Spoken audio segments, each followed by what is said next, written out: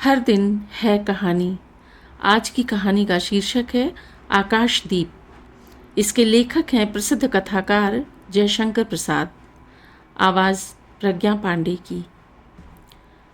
बंदी क्या है, सोने दो। मुक्त होना चाहते हो? अभी नहीं, निद्रा खुलने पर। चुप रहो, फिर अवसर न मिलेगा। बड़ा शीत है, कहीं से एक कंबल डालकर कोई शीत से मुक्त करता। आंधी की संभावना है, यही अवसर है। आज मेरे बंधन शिथिल हैं। तो क्या तुम भी बंदी हो? हाँ, धीरे बोलो। इस नाव पर केवल 10 नाविक और प्रहरी हैं। शस्त्र मिलेगा? मिल जाएगा। पोत से संबद्ध रज्जू काट सकोगे? हाँ। समुद्र में हिलोरें उठने लगीं। दोनों बंदी आपस में टकराने लगे।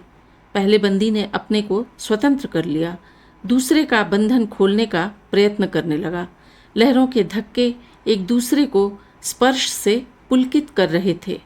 मुक्ति की आशा, स्नेह का असंभावित आलिंगन, दोनों ही अंधकार में मुक्त हो गए। दूसरे बंदी ने हर्षातिरेक से उसको गले से लगा लिया। सहसा उस बंदी ने कहा, यह क्या, तुम स्त्री हो? क्या स्त्री होना कोई पाप है? अपने को अलग करते हुए स्त्री ने कहा, शस्त्र कहाँ है? तुम्हारा नाम? चंपा। तारक खचित नील नंबर और समुद्र के अवकाश में पवन ऊधम मचा रहा था। अंधकार से मिलकर पवन दुष्ट हो रहा था। समुद्र में आंदोलन था, नौका लहरों में विकल थी। स्त्री सतर्कता से लुढ़कने लगी। एक मतवाले नाविक के शरीर से टकराती हुई सावधानी से उसका कृपाण निकालकर फिर लुढ़कते हुए बंदी के समीप पहुंच गई। सहसा पोत से पथ प्रदर्शक ने चिल्ला कर कहा, आंधी। आपत्ति सूचक तूर्य बजने लगे। सब सावधान होने लगे। बंदी युवक उसी तरह पड़ा रहा। किसी ने रस्सी पकड़ी, कोई पाल खोल रहा था, पर युवक बंदी लुढ़क कर उस रज्जु के पास पहुंचा जो पोत से संलग्न थी। तारे ढक गए, तरंगे उद्वेलित हुईं, समुद्र गरजने लगा। भीषण आंधी पिशाचिनी के समान नाव को अपने हाथों में लेकर कंदुक क्रीड़ा और अट्टहास करने लगी। एक झटके के साथ ही नाव स्वतंत्र थी। उस संकट में भी दोनों बंदी खिलखिलाकर हंस पड़े। आंधी के हाहाकार में उसे कोई न सुन सका। अनंत जलनिधि में उषा का मधुर आलोक फूट उठा। सुनहली किरणों और लहरों की कोमल सृष्टि मुस्कराने लगी। सागर शांत था। नाविकों ने देखा, पोत का पता नहीं, बंदी मुक्त हैं। नायक ने कहा, बुधगुप्त, तुमको मुक्त किसने किया? कृपाण दिखाकर बुधगुप्त ने कहा, इसने। नायक ने कहा, तो तुम्हें फिर बंदी बनाऊंगा। किसके लिए? पोताध्यक्ष मणिभद्र अतल जल में होगा नायक। अब इस नौका का स्वामी मैं हूं। तुम जलदस्यु बुधगुप्त? कदापि नहीं, चौंक कर नायक ने कहा और अपना कृपाण टटोलने लगा।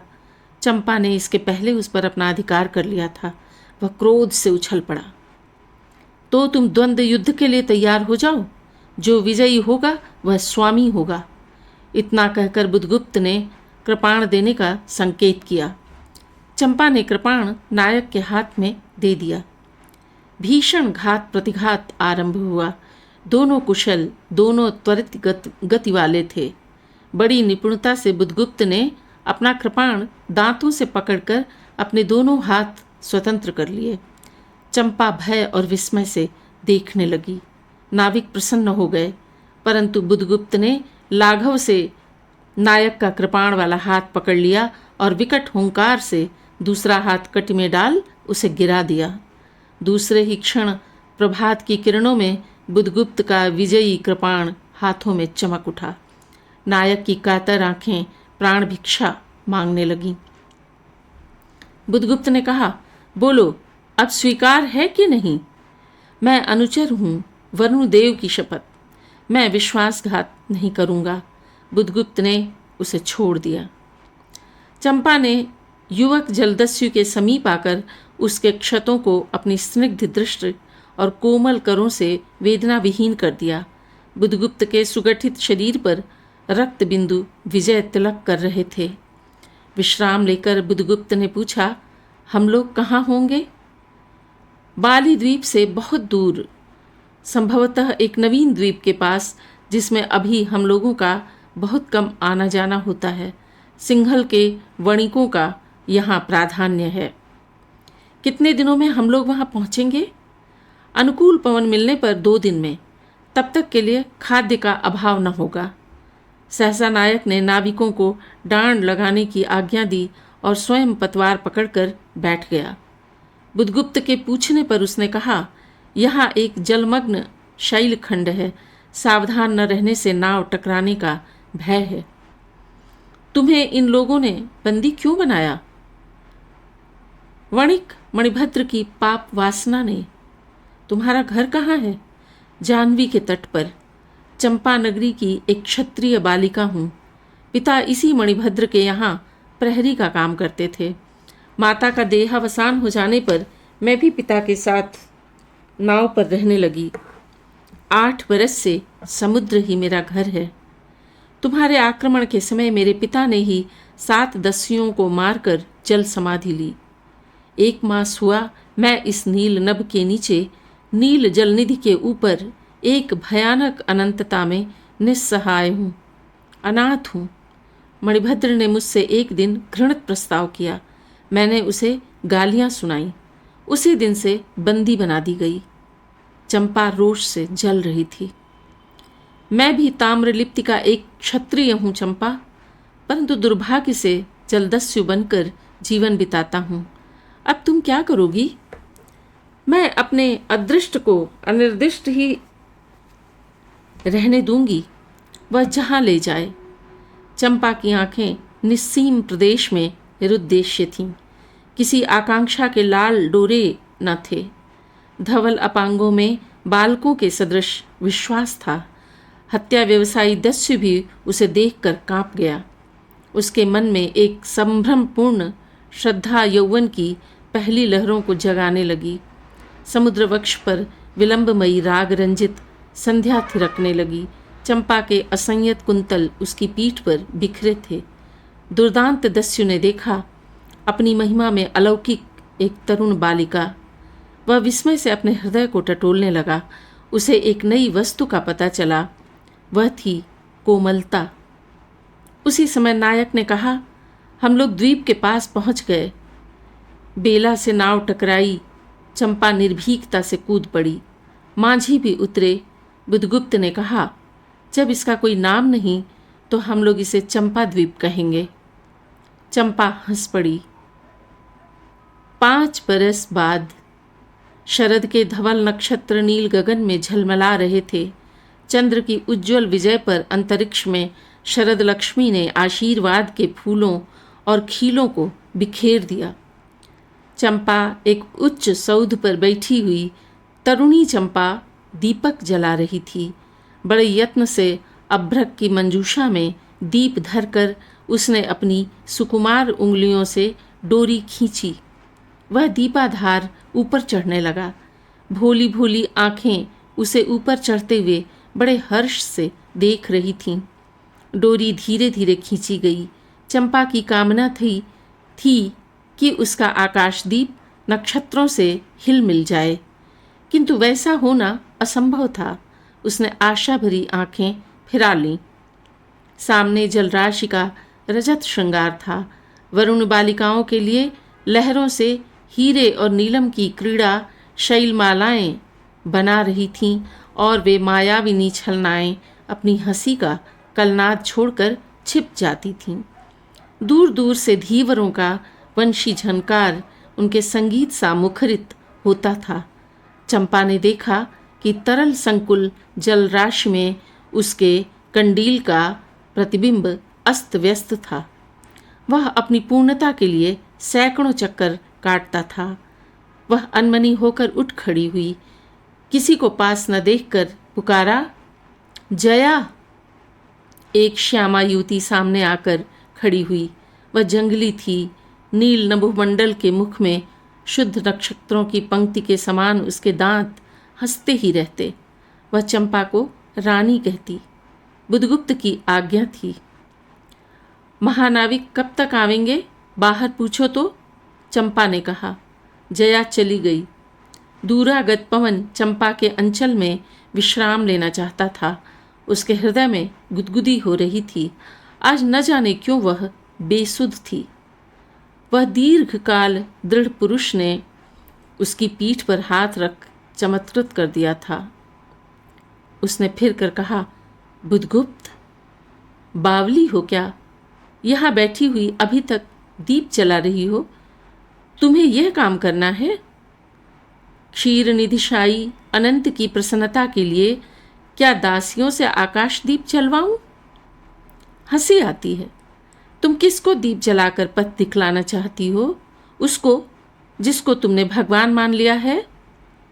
हाँ, वह भी कभी भटकते हैं, भूलते हैं, नहीं तो बुधगुप्त को इतना ऐश्वर्य क्यों देते? तो बुरा क्या हुआ इस द्वीप की अधीश्वरी चंपा रानी? मुझे इस बंदी गृह से मुक्त करो। अब तो बाली, जावा और सुमात्रा का वाणिज्य केवल तुम्हारे ही अधिकार में है महानाविक। परंतु मुझे उन दिनों की स्मृति सुहावनी लगती है जब तुम्हारे पास एक ही नाव थी और चंपा के उपकूल में पण्य लाद कर हम लोग सुखी जीवन बिताते थे। इस जल में अगणित बार हम लोगों की तरी आलोकमयी प्रभात में तारिकाओं की मधुर ज्योति में थिरकती थी। बुधगुप्त, उस विजन अनंत में जब माझी सो जाते थे, दीपक बुझ जाते थे, हम तुम परिश्रम से थक कर पालों में शरीर लपेटकर एक दूसरे का मुंह क्यों देखते थे? वह नक्षत्रों की मधुर छाया। तो चंपा, अब उससे भी अच्छे ढंग से हम लोग विचर सकते हैं। तुम मेरी प्राणदात्री हो, मेरी सर्वस्व हो। नहीं नहीं, तुमने दस्युवृत्ति छोड़ दी, परंतु हृदय वैसा ही अकरुण, सतृष्ण और ज्वलनशील है। तुम भगवान के नाम पर हंसी उड़ाते हो, मेरे आकाश दीप पर व्यंग कर रहे हो नाविक। उस प्रचंड आंधी में प्रकाश की एक एक किरण के लिए हम लोग कितने व्याकुल थे। मुझे स्मरण है, जब मैं छोटी थी, मेरे पिता नौकरी पर समुद्र में जाते थे। मेरी माता मिट्टी का दीपक बांस की पिटारी में भगीरथी के तट पर बांस के साथ ऊंचे टांग देती थीं। उस समय वह प्रार्थना करती, भगवान, मेरे पथभ्रष्ट नाविक को अंधकार में ठीक पथ पर ले आना। और जब मेरे पिता बरसों पर लौटते तो कहते, साध्वी, तेरी प्रार्थना से भगवान ने संकटों में मेरी रक्षा की है। वह गदगद हो जाती, मेरी माँ। आह नाविक, यह उसी की पुण्य स्मृति है। मेरे पिता, वीर पिता की मृत्यु के निष्ठुर कारण जलदस्यु, हट जाओ। सहसा चंपा का मुख क्रोध से भीषण होकर रंग बदलने लगा। महानाविक ने कभी यह रूप न देखा था। वह ठठाकर हंस पड़ा। यह क्या चंपा, तुम अस्वस्थ हो जाओगी, सो रहो, कहता हुआ चला गया। चंपा मुट्ठी बांधे उन्मादिनी सी घूमती रही।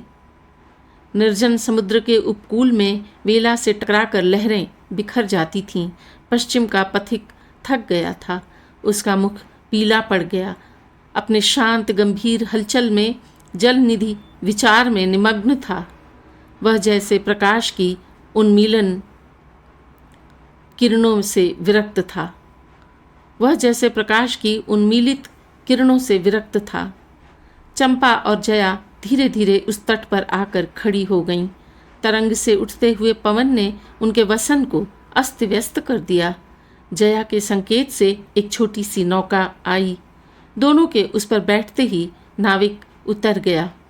जया नाव खेने लगी। चंपा मुग्ध सी समुद्र के उदास वातावरण में अपने को मिश्रित कर देना चाहती थी। इतना जल, इतनी शीतलता, हृदय की प्यास न बुझी। पी सकूंगी?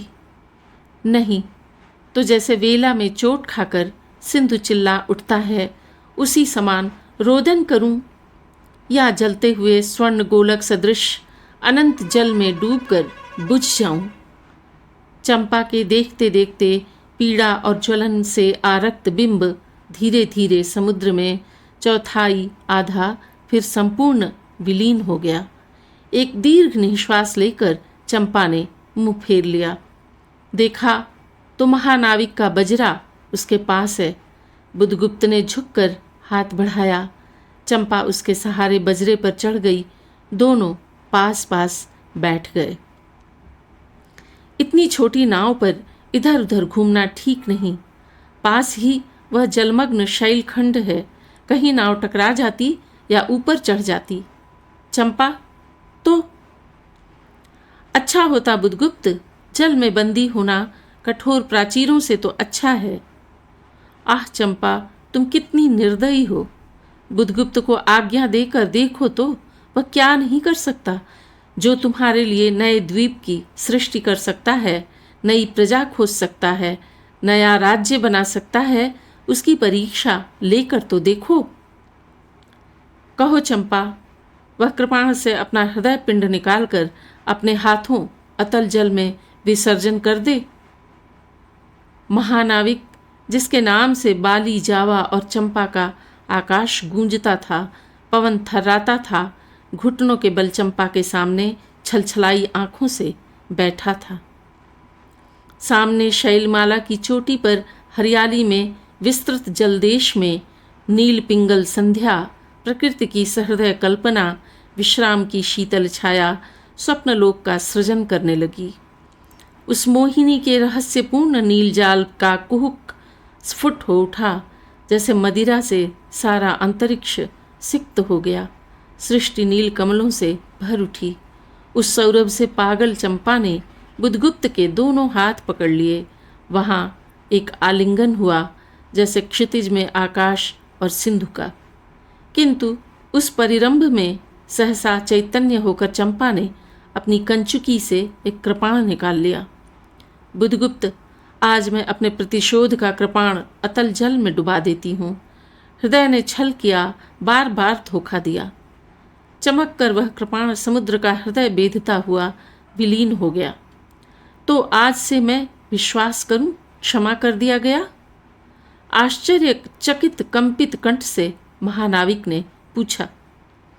विश्वास? कदापि नहीं बुधगुप्त। जब मैं अपने हृदय पर विश्वास नहीं कर सकी, उसी ने धोखा दिया, तब मैं कैसे कहूँ? मैं तुम्हें घृणा करती हूँ, फिर भी तुम्हारे लिए मर सकती हूँ। अंधेर है जलदस्यु, तुम्हें प्यार करती हूँ। चंपा रो पड़ी।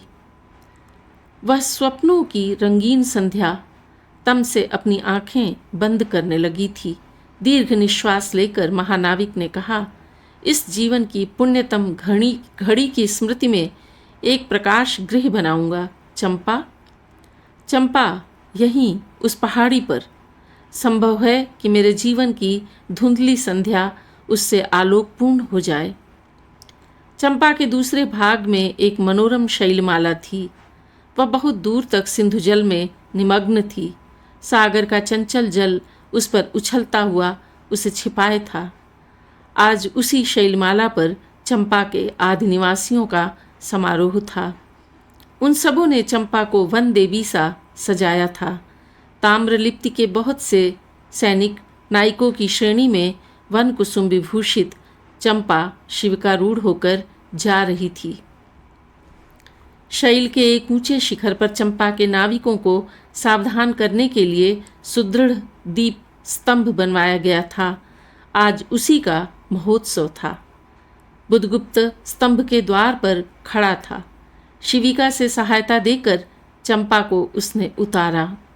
दोनों ने भीतर पदार्पण किया था कि बांसुरी और ढोल बजने लगे।